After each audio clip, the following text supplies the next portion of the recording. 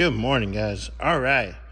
Well, test drove it, make sure no leaks. Everything's working fine. Threw the computer on. No more fuel, check engine light, code thingamajiggy. So yeah, I'm gonna start putting the interior back, clean this lip all the way around. Same with the top over there. And so I get the top all settled back on. I'll get you guys an update here in a few. And start just kind of buttoning away here. All right, guys. Well, got the side panels on. Haven't covered the speakers yet. I'll wipe the panels down with some interior cleaner. Vacuum. Wipe the center console back here. Wipe the back of the seats.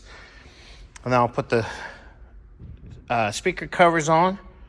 And wipe the front seats and the dash real quick. Just a quick little wipe down. And make sure. I think I have some leather spray if you want to use it to clean up the car more. Yeah, let's give that a try. Yeah, let me check and I'll get that over to you. So, yeah, we'll get everything wiped down. And then it'll be time to put the top back on. All right, guys. Ron's T-Bird's done. Put back together. Oh, left my flashlight. I gotta get it. Got the top back on. I'll take it for one more drive. Around the block. Make sure everything's good. And we're good to go otherwise.